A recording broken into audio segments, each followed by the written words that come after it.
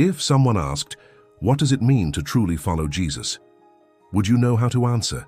Is it just attending church, avoiding sin, or is it something much more powerful, more transformative? When asked to describe Jesus in one word, most people say kind or loving. But the fisherman who left everything to follow him would probably say revolutionary. We say his name, we wear the cross, but deep down, many of us are just surviving, not truly living like Jesus. We read scripture but struggle to apply it. We pray but don't always feel connected. We serve occasionally, but not always from the heart. And in a noisy, divided world, it's hard to stay anchored. How do we live like Jesus when we're tired, overwhelmed, or unsure? Mark 1:17 records Jesus' invitation, "Come, follow me, and I will send you out to fish for people." Notice the progression: come, relationship; follow, discipleship; go, mission. Following Jesus involves movement, risk, and transformation. This is why the framework matters. It simplifies what discipleship looks like in real life, and it draws us closer to the Savior we long to follow. Let me introduce you to Jesus' framework, and it starts with J4. Join his mission. Jesus didn't just come to save us, he came to send us. And this wasn't just for the 12 disciples. In John 20:21, he said, "As the Father has sent me, I am sending you." Then in Matthew 28:19, he told us to go and make disciples. Following Jesus means joining his mission, bringing hope to broken people, light into dark situations, and truth to confused minds. But listen, God's mission isn't just happening across oceans or inside church buildings. It's happening across your street, in your workplace, at your dinner table.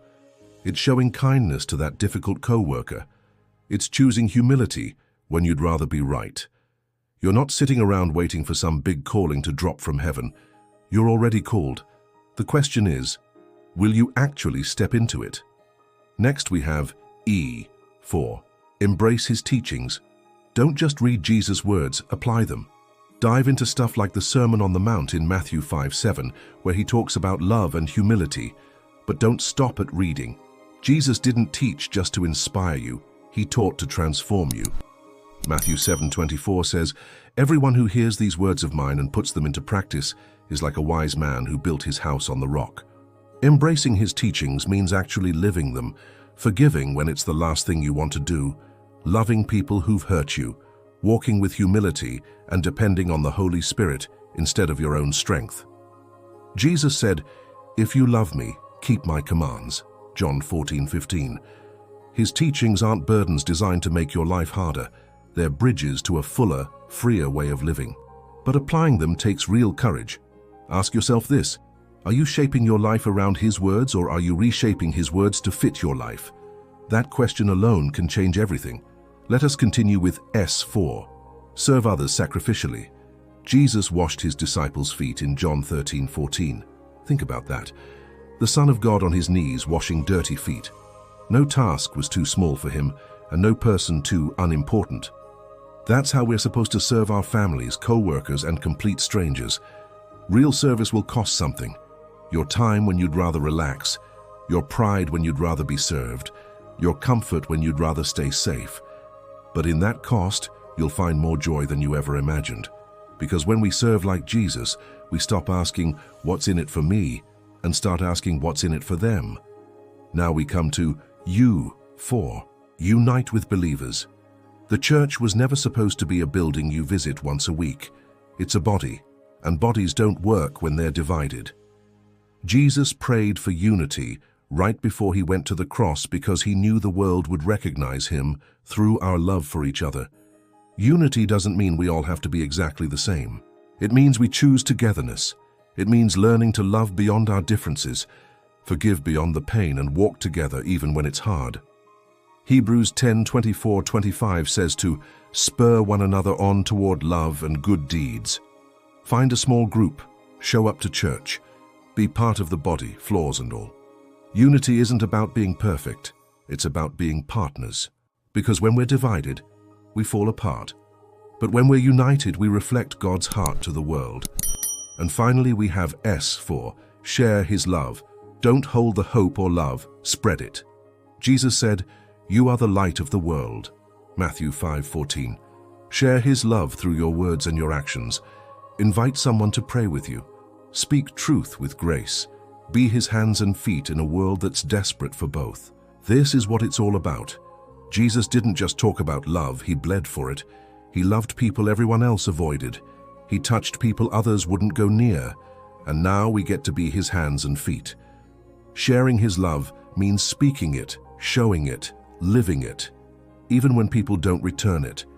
Sometimes it's just a genuine smile, saying good morning to someone who looks down, or helping someone with something small during your day. You have no idea how much that might mean to someone. Because when people see that kind of love in action, they don't just see you, they see him. There you have it. Jesus framework. Your obedience isn't just about you, it's about the next generation watching how you live. Every time you follow this blueprint, you become a living example of what faith looks like in action. The world tells us success is about status and climbing ladders. Jesus says it's about surrender and washing feet. The world says hold on to everything you can. Jesus says let go and trust him. Every part of following Jesus goes against what culture pushes, but that's exactly the point. We weren't meant to blend in with everyone else. We were made to stand out by standing on him. So start where you are, but don't stay where you are. Join his mission with one small act today. Maybe it's just encouraging someone who needs it. Embrace one teaching, like actually loving your neighbor. Serve one person sacrificially. Unite with one believer in prayer. Share his love with one kind word. Let Jesus lead you into the kind of transformation that changes everything. Not just for you, but for everyone whose life you touch. If this message spoke to your heart, don't keep it to yourself. Share this video with someone walking their own journey. Comment which part of the J.E.S.U.S way you're focusing on this week. And don't forget to subscribe for more content that fuels your faith. God bless you and keep walking the way.